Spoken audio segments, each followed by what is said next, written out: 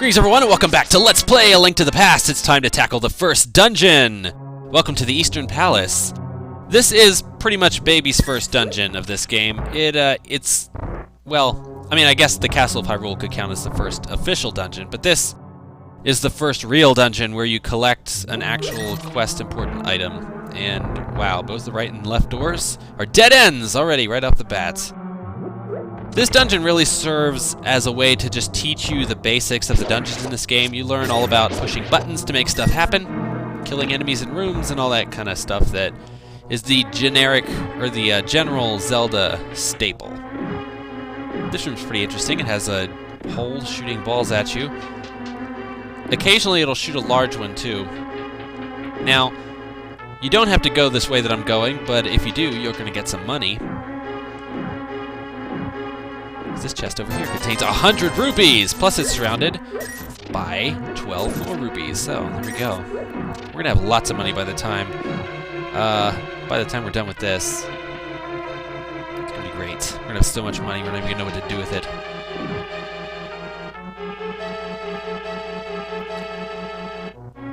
There's a few skeletons down there, some Stalfos, and there's a giant treasure chest. I bet that's the item of the dungeon.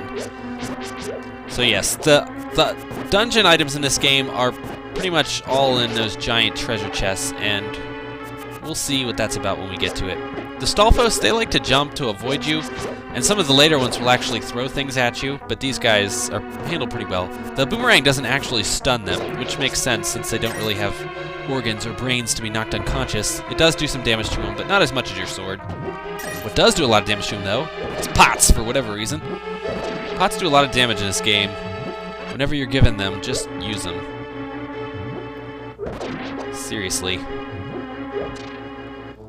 I know I mentioned in a previous video where you can only carry 10 arrows. That's obviously not the case, because now I have 20. You can actually carry up to 30 arrows at the beginning of the game, and 10 bombs. So there. And we got ourselves a compass. Now the compass only does one thing in this game. It just shows you where the boss is. Without a map, we really can't tell how to get there, so kind of pointless.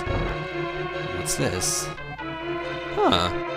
Alright, so these tiles are in most of the dungeons. You can use them to telepathically speak with Sahasrara. He will tell you things about the dungeon. That's about as close as you get in this game to a sidekick. And as you can see, that treasure chest we can't open yet because we need a big key, apparently.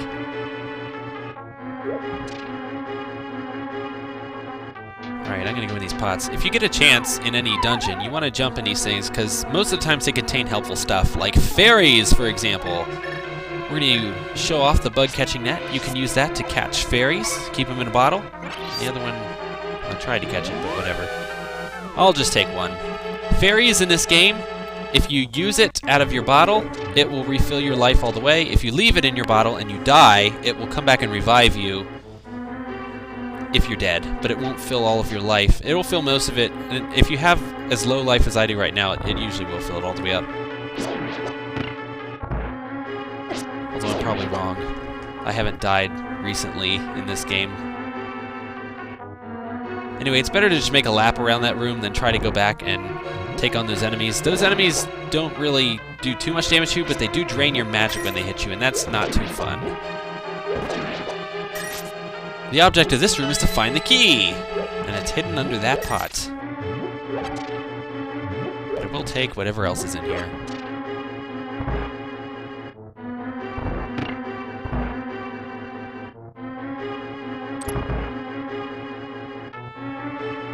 Anyway, I was speaking earlier about sidekicks. At this point in the Zelda series, we've only had 3 games released. We had Zelda 1, Zelda 2, and this one, and none of them actually had this sidekick idea that followed you around and helped you out with every little thing. That kind of got a little bit more prevalent in Link's Awakening with the owl that would follow you all over the place. And it got just really out of hand with Ocarina of Time. So, at least we're free of that for now. Killing all the enemies in this room removes those enemies from that pot, which opens up the button, which gives you the big key. So now we can open lots of other doors. The big key is used to open doors that look like that up there at the top of the room. It's like a skull kind of looking deal. I don't know. Anyway, it also is used to open up the giant treasure chest, which contains the item of the dungeon.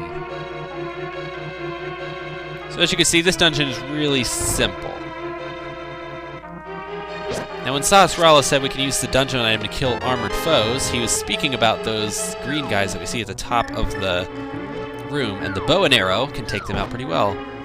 As soon as you get the bow, though, these guys drop down, and your best bet is just to run away from them and not try to fight them, because, as you can see, it can get pretty deadly, and they leave you alone after a while. Now, the bow and arrow I really like as a weapon.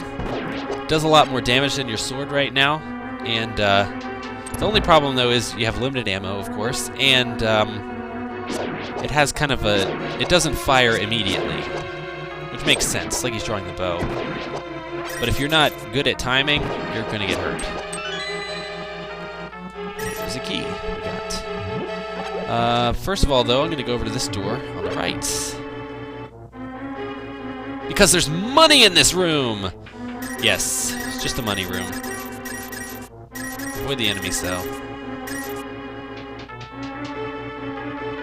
That's all there is to it. You don't have to do that room if you don't like, but I like money, so I'm going to take it when I can get it. The only reason I didn't light up the room is because I didn't feel like switching to the lantern for that one thing. I can see what's going on pretty well.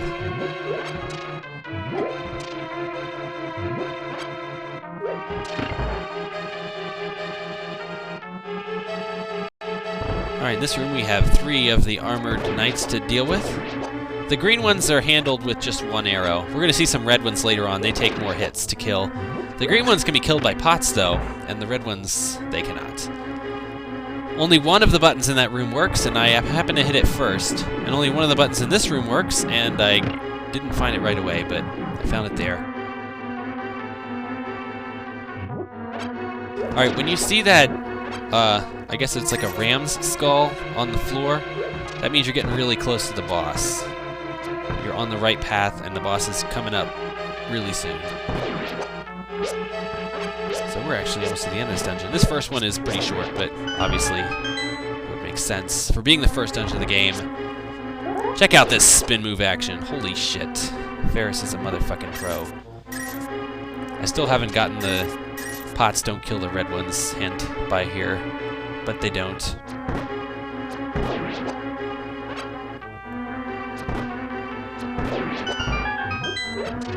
Alright, so one more stock up, and we're gonna go fight the boss of the dungeon.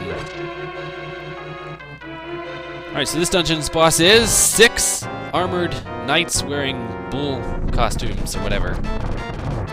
You could slash at him with your sword, but killing him with the bow and arrow is much easier and much faster. It takes 3 arrows to kill one.